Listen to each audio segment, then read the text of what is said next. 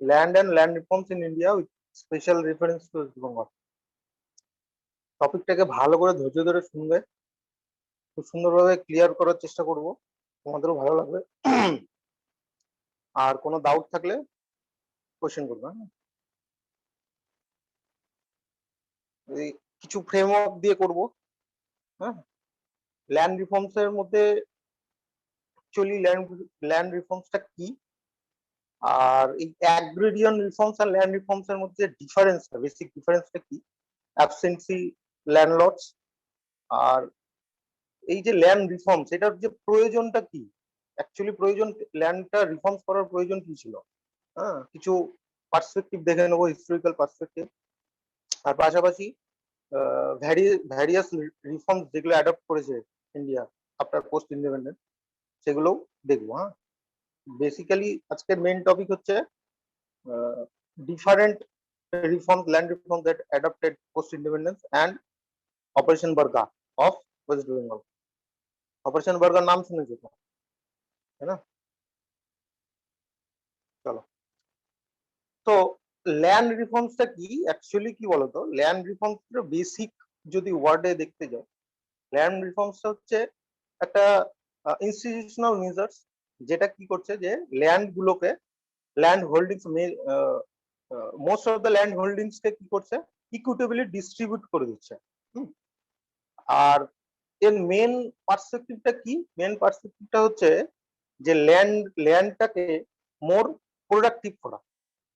এবার নর্মালি কি হচ্ছে, সেই অ্যানসিয়েন্ট টাইম থেকেই যে যদি হিস্টোরিক্যাল টাইম দেখো, তখন থেকেই কিন্তু ল্যান্ড গুলো, বেশিরভাগ এগ্রিকালচার ল্যান্ড গুলো কিন্তু জমিনদার অর ল্যান্ডলর্ডদের কাছে সব থেকে বেশি, major part of the land or fertile land গুলো সব ওদের কাছেই থাকছে। আর যারা কাল্টিভেটার্স, মেইন কাল্টিভেটার্স, তারা কিন্তু প্রথম থেকে ডিপ্রাইভড হয়ে আসছে, তাই তো?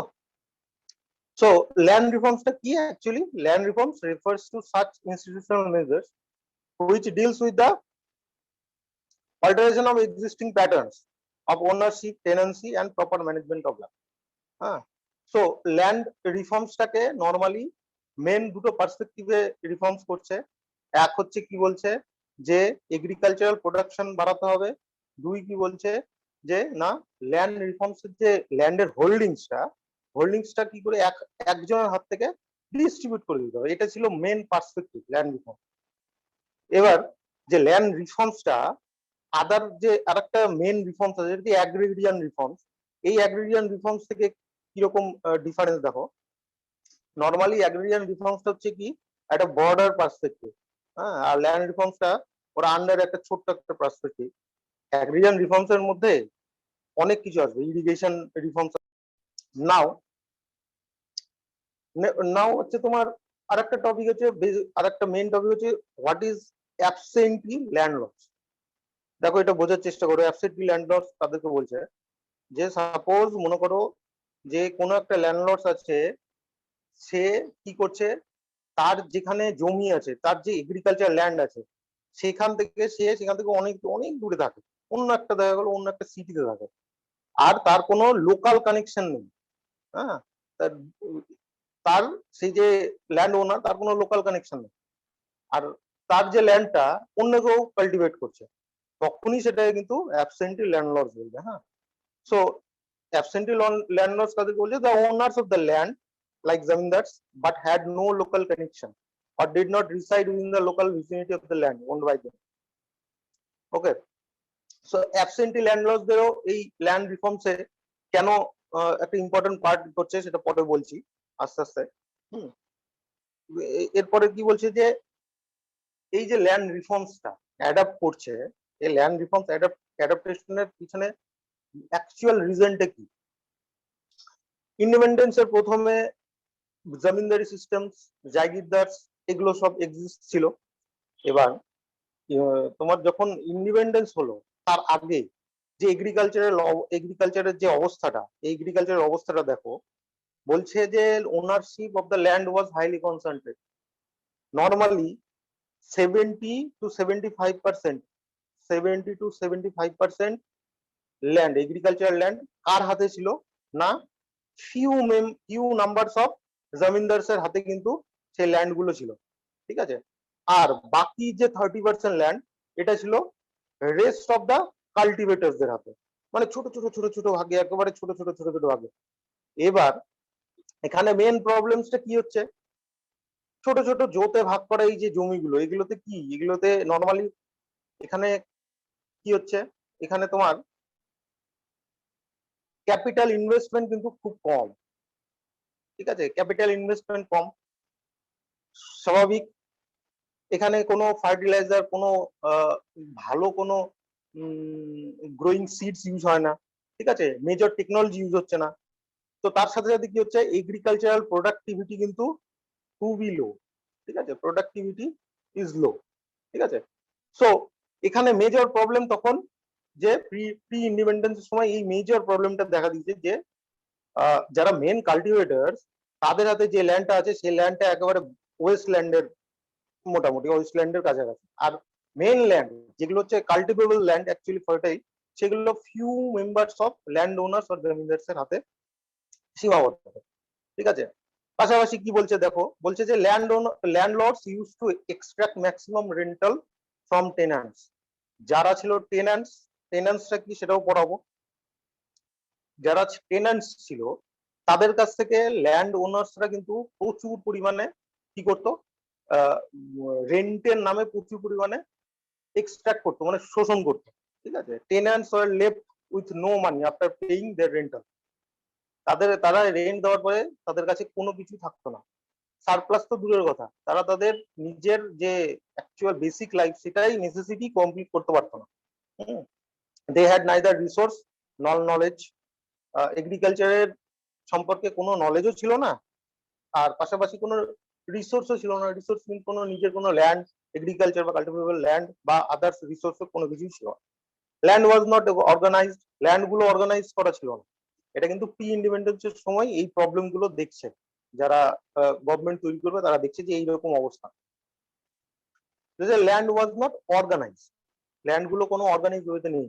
হ্যাঁ, আর নর্মালি ল্যান্ড গুলো, বেশিরভাগ ল্যান্ড দেখছে যে স্মল ফ্র্যাগমেন্টে হচ্ছে তোমার বিভক্ত, ছোট ছোট জায়গাতে ছোট ছোট ভাবে, কোনো মানে অর্গানাইজ ওয়েতেই নেই। তাহলে এই যে ছোট ছোট ভাবে ছোট ছোট জমিগুলো আছে, এই ছোট ছোট জোতের জমিতে ক্যাপিটাল ইনভেস্টমেন্ট যত কমে যাবে তত বেশি এখানকার কি এগ্রিকালচার প্রোডাক্টিভিটি কমে যাবে। তো এই যে প্রবলেমগুলো, এই প্রবলেমগুলো ফেস করছে তখন ডিউরিং দা ইন্ডিপেন্ডেন্সের সময় এই প্রবলেমগুলো ফেস করছে। এবার এই প্রবলেমগুলো অ্যাকচুয়ালি আসলো কোথা থেকে, এই প্রবলেমগুলো কি সবসময় এক্সিস্ট করছে? না, অ্যাকচুয়ালি এই প্রবলেমগুলো আসলো কোথা থেকে একটু দেখে নিই আমরা। প্রথম থেকে যদি আমরা দেখি তোমার হিস্টোরিক্যাল ভিউ থেকে, হ্যাঁ, একটু ছোটভাবে আলোচনা করে দিই। মানে তোমার সেই কিংস অর এম্পায়ার্স এর টাইম থেকেই কিন্তু land revenue was the most major source, ঠিক আছে। ল্যান্ড রেভিনিউ তখন থেকেই ছিল। নর্মালি যারা ব্রাহ্মিনস ছিল তাদেরকে অ্যাজ এ গিফট ল্যান্ড হিসেবে হলো তোমার ল্যান্ডকে, এগ্রিকালচার ল্যান্ড কিন্তু গিফট করতো। তখন থেকে ল্যান্ড রেভিনিউ ছিল মোস্ট ইম্পর্টেন্ট, আর তখন আদার্স কোনো রেভিনিউ ছিল না। হ্যাঁ, ল্যান্ড থেকে, ল্যান্ড ট্যাক্স থেকেই যেটা আসতো সেটাই কিন্তু কিংসরা ওটাই কিন্তু এনজয় করতো। তারপরে ধীরে ধীরে কি হলো, ল্যান্ড গুলোকে জাগিরে ভাগ করে দিল এবং জাগিরদার এক্সিস্ট করলো। এবং তারপরে ধীরে ধীরে জমিনদাররা হলো তোমার জমিদার প্রথা, যেটা জমিদার প্রথাটা বেরিয়ে হলো। হ্যাঁ, এবার জমিদাররা কি করলো, জমিদাররা ধীরে ধীরে যে কাল্টিভেবল ল্যান্ড আছে সেই ল্যান্ড গুলোকে নিয়ে পিজনদেরকে তারা কাল্টিভেট করার জন্য দিত, আর তার রিটার্নে তারা কি করতো, ট্যাক্স কালেক্ট করতো, ল্যান্ড ট্যাক্স। এবার যে রেভিনিউ হিসেবে কালেক্ট করতে, সেই কালেকশনটা এটা ছিল হিউজ, তাই না। জমিনদাসরা প্রচুর পরিমাণে, হিউজ পরিমাণেই করতো। এখানে জমিনদাসরা হয়তো কিছু কিছু জমিনদার হয়তো এখানে কিছুটা তোমার নন লেবার ইনপুট হয়তো কিছুটা, কিছু পরিমাণে হয়তো হেল্প করতো, but most of the zamindars non labour input কিন্তু দিয়ে হেল্প করতো না।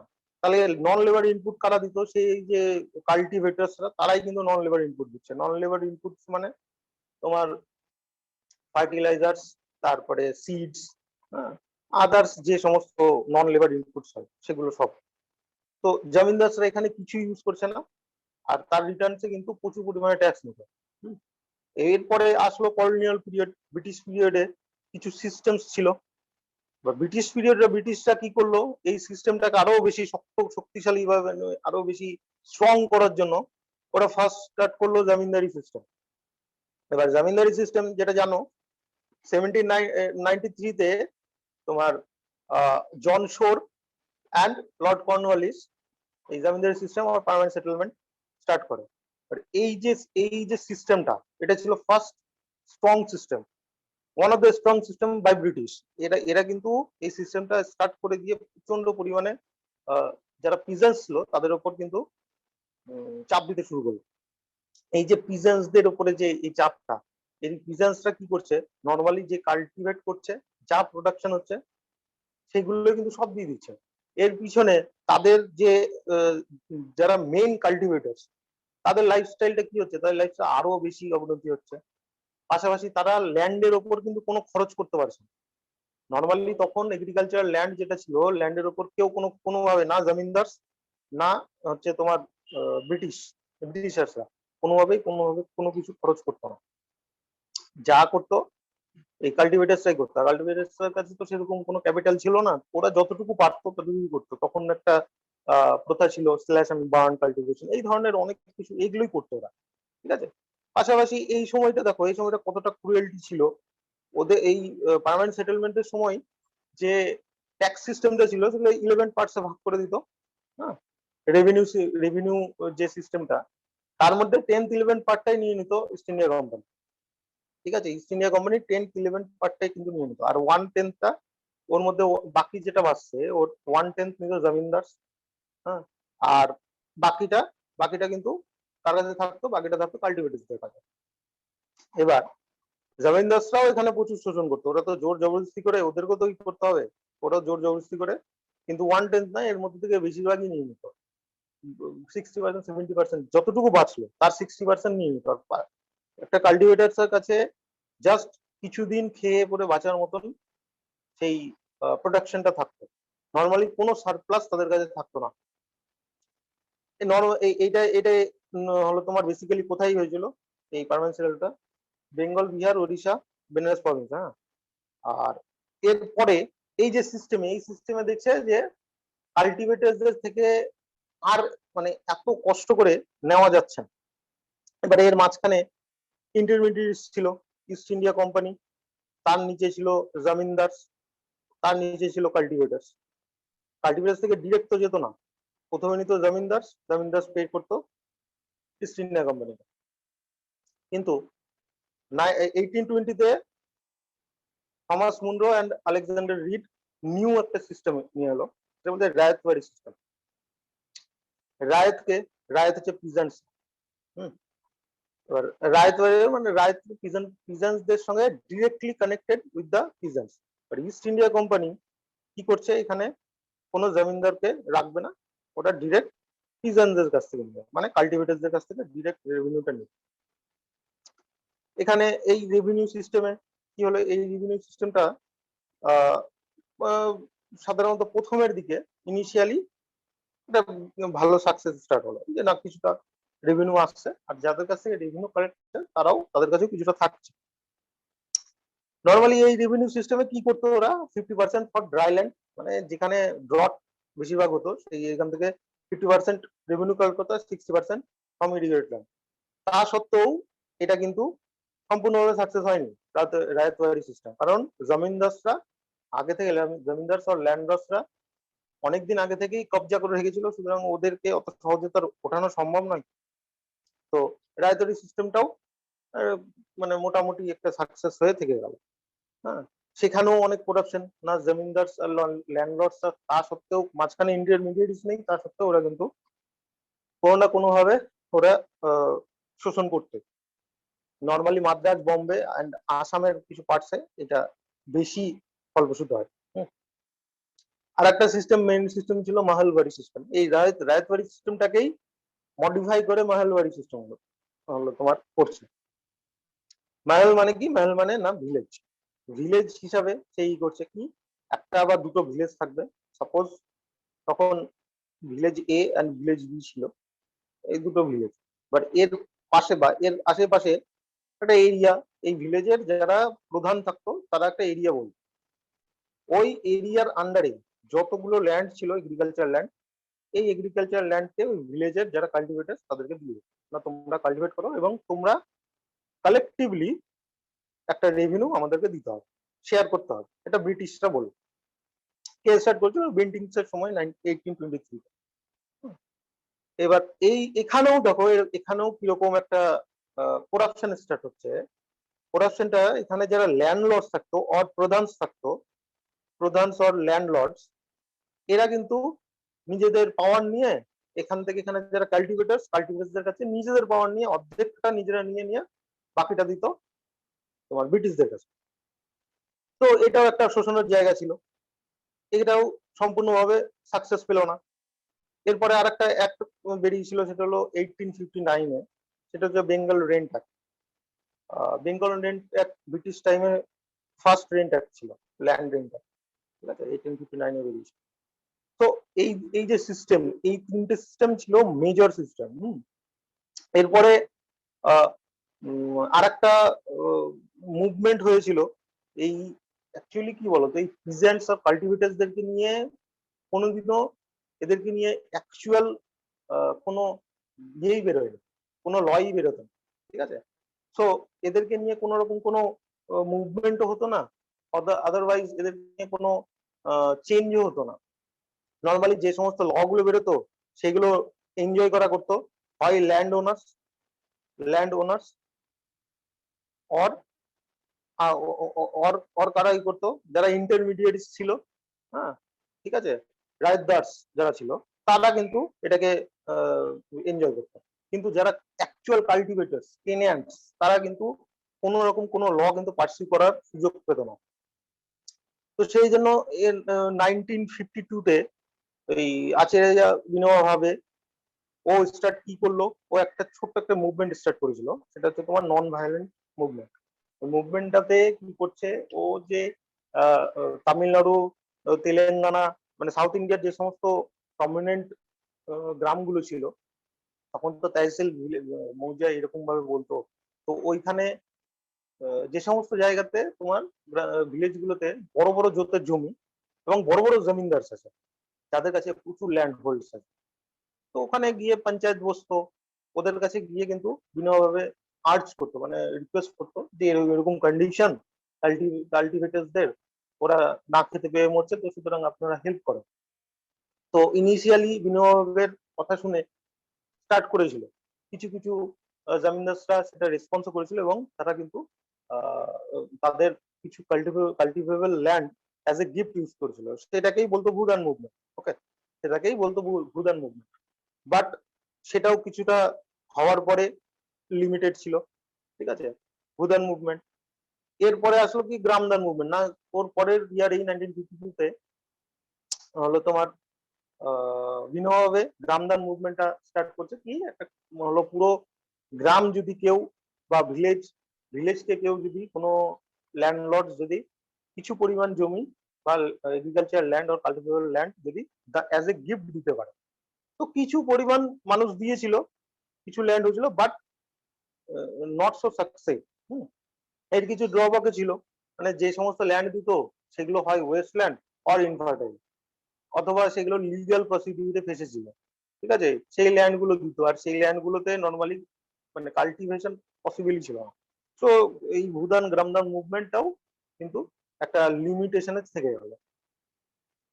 তো এই যে রিজন গুলো, এই রিজনের মেনলি এই রিজনটাই কিন্তু লিড করছে এই প্রি ইন্ডিপেন্ডেন্সের সময় ল্যান্ড রিফর্মসের যে ইগুলো পড়লাম, ওগুলো একটা মানে রেজাল্ট নিয়ে এসে দিচ্ছে।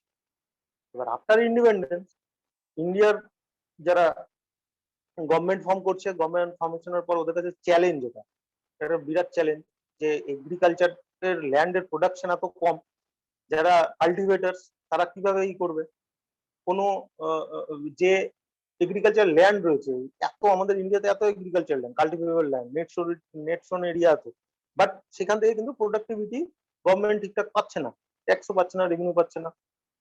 বিশেষ করে সাধারণ মানুষ যারা কাল্টিভেটার্স, তাদের লাইফস্টাইল চেঞ্জ হচ্ছে না।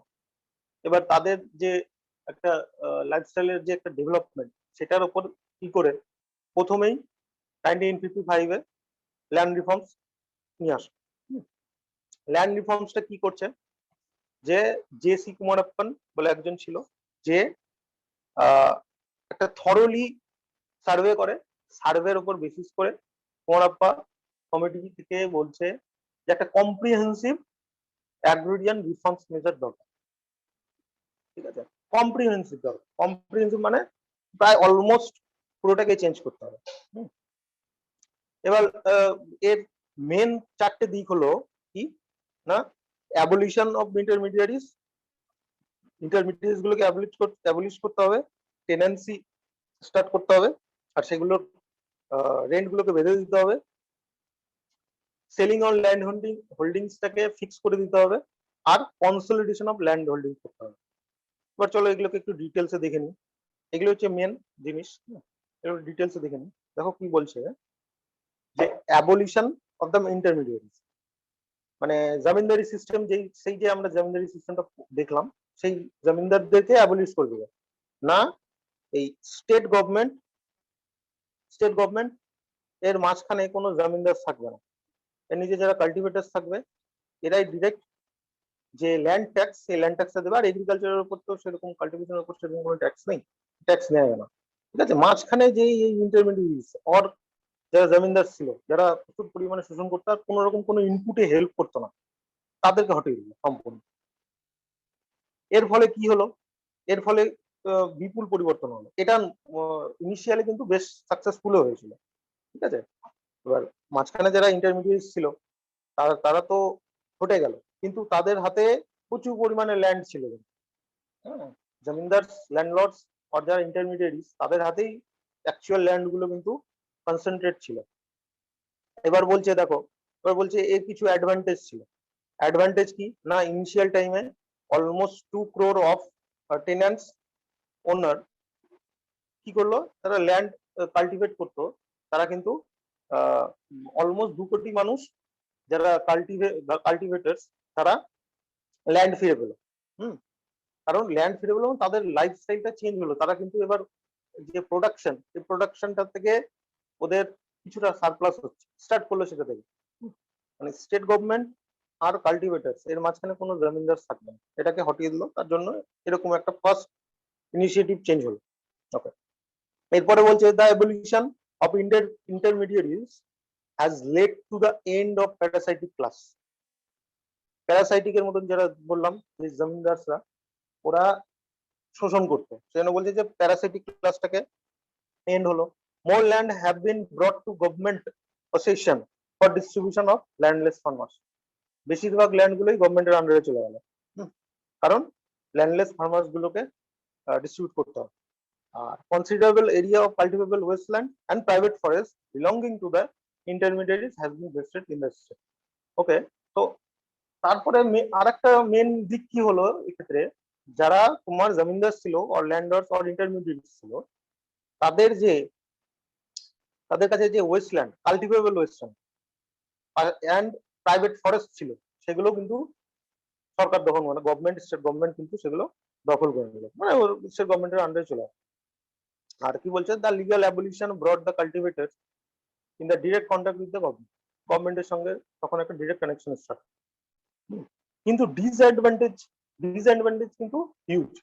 কি, zamindari abolition did not wipe off the land origin or tenancy or share cropping system. সেই যে জমিনদারি সিস্টেমটাকে বন্ধ করলো, কিন্তু অ্যাকচুয়াল ল্যান্ড অরিজিনটা কিন্তু বন্ধ হলো না। সেই টেনেন্সি হলো আগের যে সেই শোষিত যে টেনেন্সি অর শেয়ার ক্রপিং সিস্টেমটা আগের মতনই থেকে গেল কিছু কিছু জায়গায়। যেমন কেরালা, এক ছিল তোমার Kerala, Karnataka and West Bengal, mainly এই তিনটে স্টেটে এই অ্যাবলিশন অফ ইন্টারমিডিয়েটস, এই তিনটে স্টেটে মেনলি সাকসেসফুল হয়েছে। ওয়েস্ট বেঙ্গলে বেশ ভালোভাবে সাকসেসফুল হয়েছে, ওটাই পড়াবো অপারেশন বর্গাতে। পাশাপাশি যারা জমিনদার ছিল, তাদের হাতে তো প্রচুর পাওয়ার ছিল, তারা অত সহজে কি ছেড়ে দেবে না। আর লোকাল কিছু সাপোর্ট ছিল, লোকাল সাপোর্ট, অ্যাডমিনিস্ট্রেটিভ করাপশন, এগুলো সব মিলিয়ে হলো তোমার জমিনদারি সিস্টেমটা কিন্তু অ্যাকচুয়াল সাকসেসফুল নেই। ওই 3-4টে স্টেট ছাড়া বাকি অল ওভার দ্য ইন্ডিয়াতে এই অ্যাবলিশনটা অতটা কার্যকরী হলো না। আর এর সাথে লার্জ স্কেল এভিকশন স্টার্ট হলো। এভিকশন মানে এই তোমার টেনেন্সি যারা, এখানে কি হচ্ছে, যেই জমিনদারি হলো তোমার স্টেট গভর্নমেন্ট আর জমিনদার, এই যে মাঝখানে যে ইন্টারমিডিয়ারি, এইটাকে যখনই অ্যাবলিশ করছে তখন এরা কি করছে, এরা প্রচন্ড পরিমাণে ভয় পেয়ে গেছে। হ্যাঁ, যে ভয় পেয়ে এদের যতগুলো ল্যান্ড ছিল এই ল্যান্ড গুলোকে কাল্টিভেটার্সদের কাছ থেকে হটিয়ে দিয়ে এরা নিজে বলছে এখন আমরা নিজেরাই কাল্টিভেট করবো। ঠিক আছে, তো এর জন্য একটা লার্জ স্কেল এভিকশন স্টার্ট হয়ে গেল। এই যে এই এভিকশনের জন্য কি হলো, এই এভিকশনের জন্য একটা সোশ্যাল, ইকোনমিক আর অ্যাডমিনিস্ট্রেটিভ আর লিগ্যাল একটা প্রবলেম স্টার্ট হলো। সোশ্যাল প্রবলেম না হলো কাল্টিভেটারদের কাছে কোনো কাজ নেই, তাদের মেন অকুপেশন কি, সেটা কাল্টিভেশন করা, আর তার অন্য কিছু শেখেনি। তো ইকোনমিক প্রবলেম দেখা দিল। এইগুলো ছিল main disadvantage behind the abolition of intermediaries. Next reforms কি বলছে দেখো, টেনেন্সি রিফর্ম। হ্যাঁ, টেনেন্সি রিফর্মে দেখো কি বলছে। আচ্ছা, এখানে টেন্যান্ট অ্যাকচুয়ালি কি, টেন্যান্ট ফার্মার কাদেরকে বলছে এটা দেখিয়ে দিই। দেখো, টেন্যান্ট ফার্মার কি, সেই যে অ্যাবসেন্টি ল্যান্ডলর্ডস। অ্যাবসেন্টি ল্যান্ডলর্ডস মানে যে ল্যান্ডের ওনার, সেই ল্যান্ডের সাথে কোনো কানেকশন থাকবে না, ওই এরিয়াতে নেই বা ওর লোকাল রেসিডেন্সি কোনো কানেকশন নেই। এবার অ্যাবসেন্টি ল্যান্ডলর্ডস এ ল্যান্ডে, যখন অ্যাবসেন্টি ল্যান্ডের উপরে কোনো টেন্যান্ট বা tenant farmer as a rent ল্যান্ডটাকে নিবে এবং কাল্টিভেট করবে, in return some amount of rent ও পে করবে, তখনই সেটাকে বলবে টেন্যান্ট ফার্মার। টেন্যান্ট ফার্মারদের অবস্থা তখন ছিল সব থেকে করুণাময়, সব থেকে বাজে অবস্থা। ঠিক আছে, টেন্যান্ট ফার্মার্স, নর্মালি টেন্যান্ট ফার্মারদের কিরকম অবস্থা ছিল দেখো, তাদের লাইফস্টাইলটা বা তাদের যে বলতে পারো যে সারা জীবনে যে চলবে অ্যাকচুয়ালি, মানে আর্নিং অফ ব্রিড, যেটা অ্যাকচুয়ালি তাদের মেন অকুপেশনটাই ডিপেন্ড করতো জমিনদারসের মার্সির ওপরে। জমিনদারসরা দেবে কি দেবে না সেটার উপরে, ওয়ান টাইপ অফ স্লেভারির মতন ওদের লাইফটা ছিল। ঠিক আছে, তিন তিন রকমের টেন্যান্টস ছিল তখন, কি, অকুপেন্সি, টেন্যান্টস অ্যাট উইল আর সাব টেন্যান্টস। ভালো করে দেখবে এই জিনিসটা। অকুপেন্সিটা কি, অকুপেন্সি মানে রেজিস্টার্ড টেন্যান্টস। ওকে, নর্মালি যারা যে সমস্ত টেন্যান্টস ফার্মার রেজিস্টার্ড ছিল তাদেরকে বলতো অকুপেন্সি অফ টেন্যান্ট। এবার এই যে রেজিস্টার্ড টেন্যান্টস, সুতরাং রেজিস্টার্ড করা আছে মানে কি, এটা আদার টেন্যান্টস থেকে কি কিছুটা হলেও সিকিউর, তাই তো।